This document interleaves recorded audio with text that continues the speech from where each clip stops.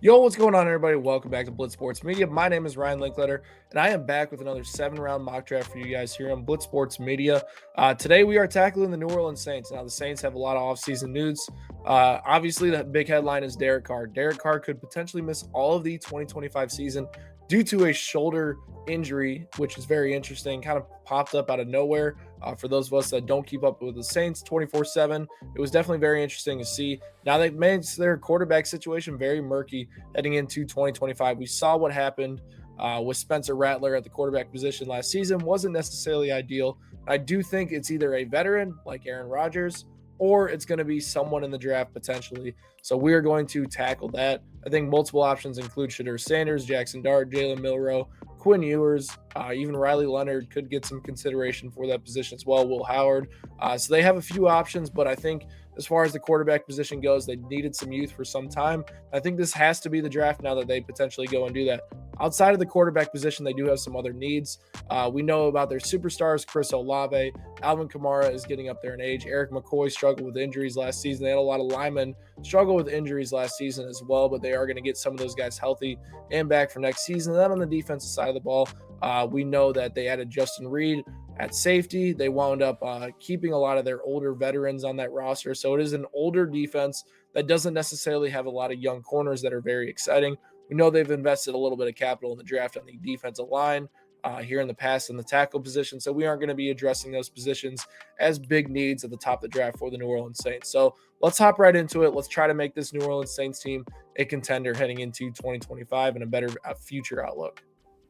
All right, let's hop right into this mock draft right now and see who's available at 9 for the New Orleans Saints to pick in the first round. It looks like the way the draft falls, Cam Ward goes number 1, Travis Hunter number 2, Carter 3, Graham 4, Campbell 5, Genty 6, Membu 7, Barron 8. Now that they put the Saints in a great spot here. Now they have their choices between, a guy like Tet McMillan to go play wide receiver for them, giving them a true number 2 outside of Chris Olave. You get a guy like Mike Green who has elite upside from a smaller school, could be one of the top edge rushers in the league, but at this point with their current quarterback situation, if they don't bring in a veteran like Aaron Rodgers, it only makes sense that they are going to be the team that selects Shedeur Sanders from Colorado. Now, Shedeur obviously has been a controversial prospect to say the least. Some people are not high on him at all.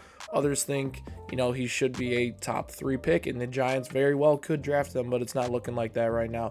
I think Shedeur to the Saints just makes a ton of sense right now with the Derek Carr injury news. And, he wasn't a scrub by any means. I don't know if he's necessarily as pro ready as Cam Ward is, but I think Shedeur is definitely a good prospect and worthy of being the number 9 pick. And I think he'd be a solid fit in New Orleans. Obviously, having a veteran like Derek Carr, who's been in the league for a long time, is a great launching pad for him to learn from.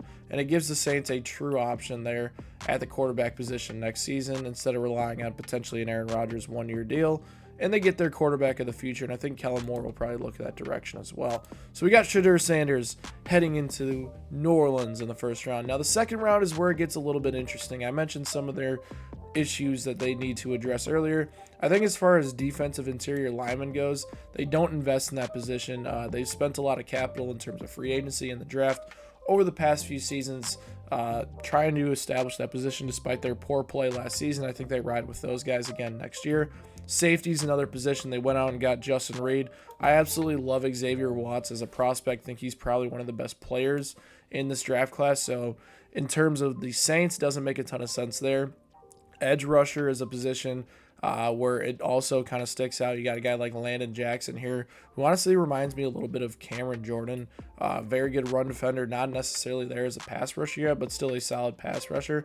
But I truly think what they are going to establish in the second round is a cornerback, and that is Siobhan Ravel right here. I think Ravel is a very good prospect who was hurt last season, didn't play as many games and didn't get as much tape. Heading into the season last year, was a little bit higher rated than he is right now. I think he's a good get for the New Orleans Saints, who are in desperate need of some cover guys there. And I think Maxwell Harrison's another guy they take a look at. Extremely twitchy guy, hasn't necessarily put up the statistics that I think Siobhan Ravel has, especially at a bigger school, but I think Ravel is the better cornerback out of the two, so they're going to go him right there in the second round. The Saints do have 2 third-round picks, so it makes it very interesting there. I do think they need to establish a guard and a wide receiver and a running back at some point during these next few rounds here. As far as the guys available here, Jalen Royals is a pretty good player. Definitely like him. I do really like Kyle Williams here, who's put up some big numbers at Washington State, despite not having a ton of talent around him. Tate Ratledge is another guy that I think jumps off a little bit as a guard to help the Saints there. Trey Harris, another big-time player who's put up some really good seasons for Ole Miss as well. So I think they do have options here. And then you got RJ Harvey, who I really like in the third round as well. As far as who they pick here, it's definitely tough. I could see Ratledge, but I do think there's some guard depth there. I think they're going to wind up going Trey Harris from Mississippi. I think he's the proven guy. I think Kyle Williams might have a little bit more upside. As you can see, he's still available, but I think Trey Harris's production in college is something that you can't ignore, and pairing him with Rashid Shaheed over the top and Chris Olave definitely gives the Saints 3 wide receivers that Shedeur can work with and grow with. Now we get to this point in the draft where there's a lot of tackles available. You got Cam Williams, Wyatt Millum, 2 pretty good prospects there, but like I said, tackle's not a position necessarily of need for the Saints considering what they've invested there in the past few seasons. I think this is a perfect point for them to get a running back of the future in DJ Giddens to pair along with Alvin Kamara and Kendre Miller. Giddens is an explosive prospect here. He's put up monster numbers during his time at Kansas State, and I truly think that he's a sneaky prospect in this draft. If you get him behind Kamara for another year or two, and when Kamara gets a little bit older and is not with the Saints or retired, I think Giddens can slot into that RB1 role and learn very well from Alvin Kamara. I think that'd be a great pick for the Saints right there. Heading into the 4th round, as you can see, Kyle Williams is still available. You got Savion Jones, you got RJ Mickens, Jaden Blue, Jeffrey Baza here is definitely an interesting player as well.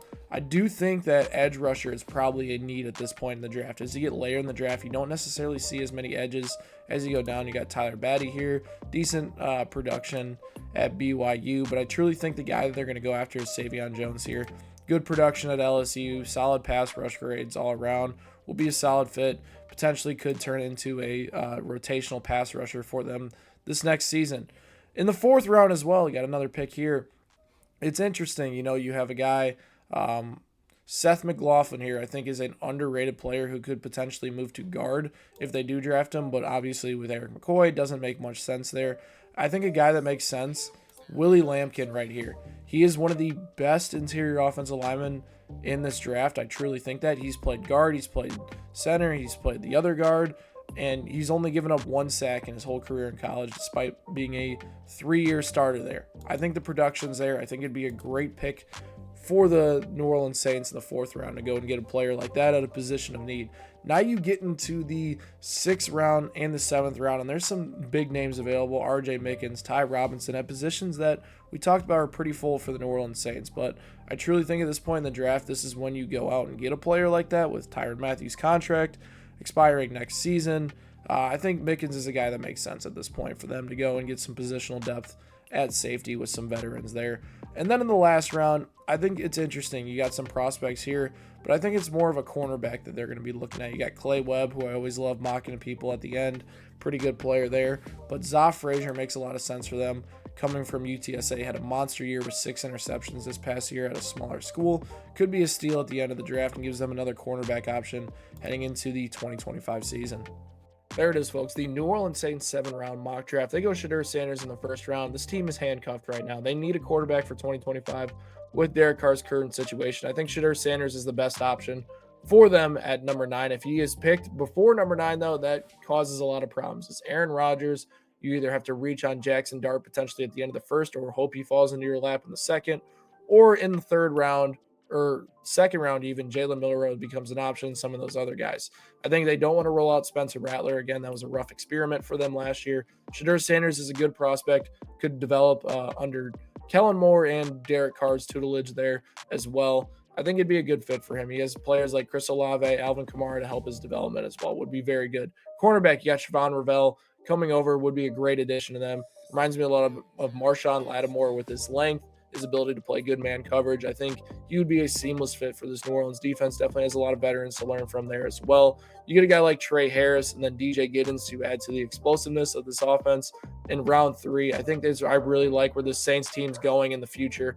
I truly think that the New Orleans Saints are in a tough spot. Obviously, we know their cap situation, their current age of their roster, but going through and getting these players that could provide some youth on the offensive and defensive side of the ball, give them a real shot at competing long-term in this division. What do you guys think? Is Shedeur Sanders the round 1 pick? Did this New Orleans Saints mock draft put them ahead of schedule with their future plans? Let me know down in the comment section below. If you're interested in more 7-round mocks and a full mock draft, make sure you check out some of the other videos on our channel.